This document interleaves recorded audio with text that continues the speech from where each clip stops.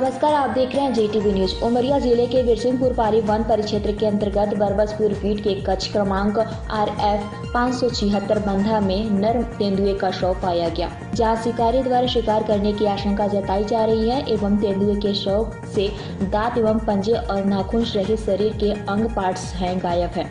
वही सूचना मिलते ही फॉरेस्ट विभाग के वरिष्ठ अधिकारियों सहित फॉरेस्ट अमला मौके पर पहुंच गया एवं जांच पड़ताल करते हुए वरिष्ठ अधिकारियों एवं डॉक्टर की मौजूदगी तेंदुए के शव की PM कार्रवाई की गई एवं आरोपियों की तलाश जारी है। गौरतलब है कि इन दिनों जिले में शिकारियों की संख्या निरंतर बढ़ती जा रही है, जिसके कारण जंगली जानवरों को खतरा बढ़ता जा रहा है एवं विगत दिनों जंगली क्षेत्रों में शिकारियों द्वारा बिछाए गए जाल में फंसकर अनेकों जानवरों की मौत हो चुकी है।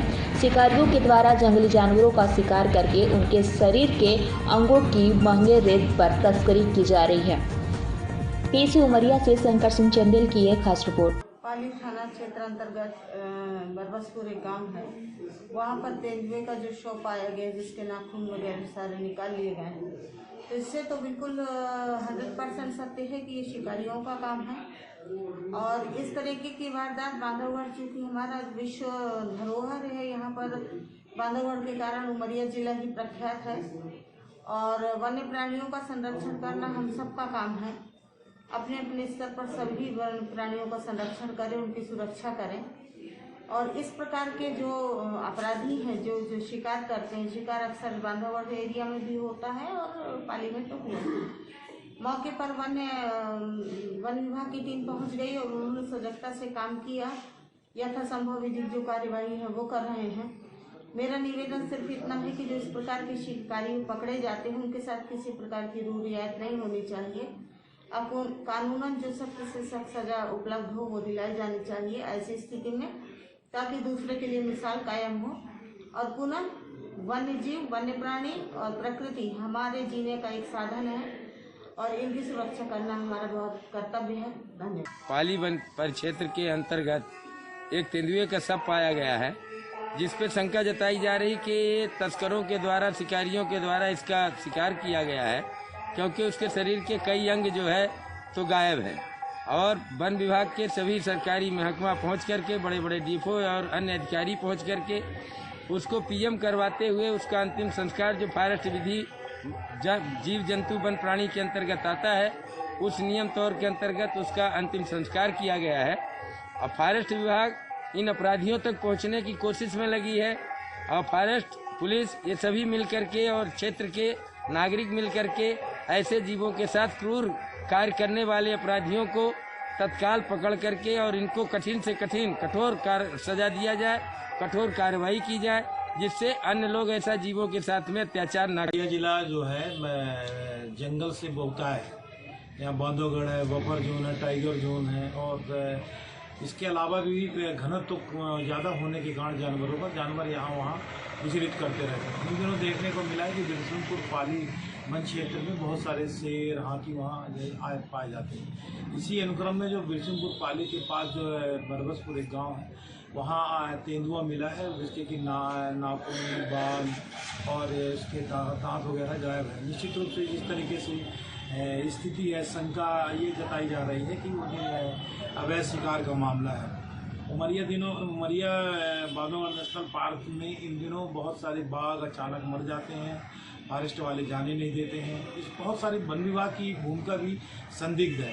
हमारा ऐसा कहना है कि इसकी निष्पक्ष जांच कराई जाए और वन विभाग और जो भी इसका टाइगर का टास्क फोर्स है वो उमरिया में है और जांच करे और यदि कोई संलिप्त है इसमें, चाहे विभागी हो या कोई भी सामान्य, तो उनके खिलाफ कार्रवाई होनी चाहिए और ये तेंदुआ मरा पाया जाए, उसकी भी सूक्ष्म जांच होनी चाहिए, आरोपियों को पकड़ा जाए। ये इस समय वास्तव में ये हमारे लिए बड़ा ही सोचनीय विषय हो जाता है और अगर कोई जानवर प्राकृतिक आपदा से मरे तो चलो ठीक है, उसके साथ सहमति है, किंतु समाज के लोगों के द्वारा इस तरीके का जो अपराध कारित किया जाता है और फॉरेस्ट वन विभाग चुप्पी साध के बैठा है, क्यों ना इनकी तह तक जाना चाहिए और पूरी जांच करके उन दोषी व्यक्तियों के खिलाफ कड़ी से कड़ी कानूनी कार्रवाई की जानी चाहिए, जिससे प्राकृतिक जो जानवर हैं वो सुरक्षित रह सकें और लोगों में सुंदरता का एक वातावरण निर्मित होता है।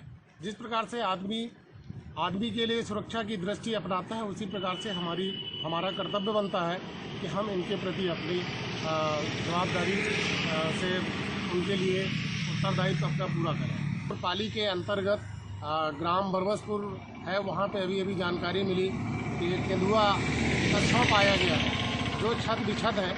तो इससे प्रतीत होता है कि उसका शिकार किया गया है और शिकारी अभी छुपे हुए हैं और मैं चाहूँगा कि फॉरेस्ट विभाग उस पर तत्परता से कार्रवाई करते हुए। ये जो बरबसपुर के पास में तेंदुओं की मौत का जो मामला है, ये बड़ा ही चिंतनीय मामला है। इससे ये तो समझ में आता है कि ये शिकार की कार्रवाइयाँ अभी भी दबे छुपे जब भी उनको मौका मिलता है तो वो इस तरह की कार्रवाइयों को अंजाम दे देते हैं। और ये जैसा कि बताया जा रहा है ये चूँकि उसके जो नाखून, पंजे वंजे, ये जो ज़रूरी चीज़ें हैं, जो कीमती चीज़ें होती हैं, ये उस तेंदुए से गायब से मिली हुई हैं। तो इससे ये तो समझ में आता है कि ये तेंदुए की स्वाभाविक मौत नहीं है, बल्कि ये शिकार का ही प्रयास किया गया है। और उन्होंने जो उनके लिए ज़रूरी सामान थे वो तो उससे निकाल लिए और उसका शव वहाँ पर छोड़ दिया। तो अब इसमें दो बातें होती हैं कि पहली चीज़ तो ये है कि जो वन्य प्राणी संरक्षण अधिनियम है उसका कितना प्रभावी ढंग से क्रियान्वयन हो रहा है और सरकार और जो अमला है वो कितना इस बात के लिए संवेदनशील है, ये एक हिस्सा है। और ये बात भी हम जानते हैं कि 24 घंटे हमारे जंगल विभाग के लोग, हमारे पार्क के लोग वो इन जानवरों के आगे पीछे तो नहीं हो सकते हैं, पर ये ज़रूर है कि अगर कुछ सख्त कार्रवाइयाँ ऐसे लोगों के विरुद्ध हों जो इस तरह का ये शिकार का काम करते हैं तो मुझे लगता है कि शायद इन कार्रवाइयों में रोकथाम होगी।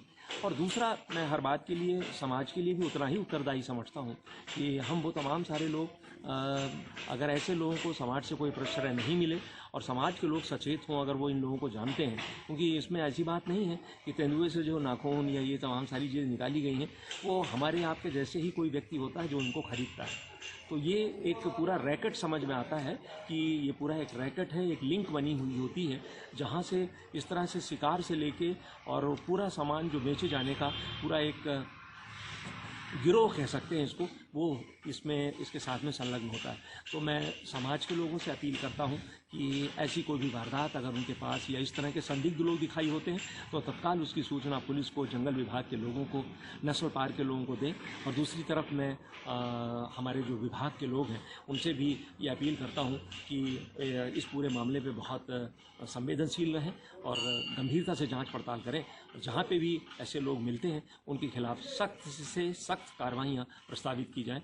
बस मैं इस मौके पर पाया गया है, क्या है पूरा विषय इसमें? ये पोस्टमार्टम रिपोर्ट जो आई है उस रिपोर्ट के मुताबिक ये इलेक्ट्रोक्यूशन का, लेकिन सबसे बड़ी चीज़ ये है कि यहाँ से 3 किलोमीटर के दायरे में कहीं लाइन नहीं है। अब हमको ये सर्च करना है कि ये यहाँ मरा कैसे। या दो संभावनाएं हो सकती है, इलेक्ट्रोक्यूशन के बाद ये अपनी जान बचा के भागा हो या इलेक्ट्रोक्यूशन की जगह पे मर गया हो, कुछ लोग इसको यहाँ पर तालाब में फेंक गया हो, क्योंकि झाड़ी इतनी मजबूत नहीं है कि उसमें फंस के तेंदुआ मरे। ये आपने खुद देखा, बेशरम की झाड़ियों में तेंदुआ कभी फंसता भी नहीं।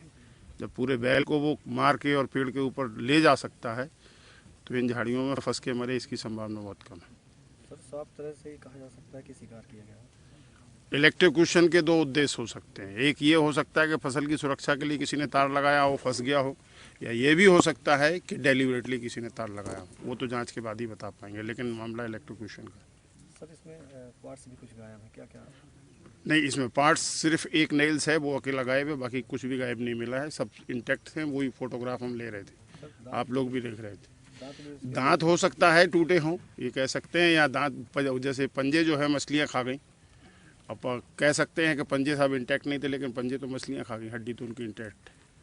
तो इसी तरीके से दांत हो सकता है क्योंकि लगभग 2 दिन ये पानी में रहा है, तो इसलिए गल के गिर भी सकते, कोई बड़ी दिक्कत की। हम लोग इसको सर्च करा रहे थे, नहीं मिले वहाँ।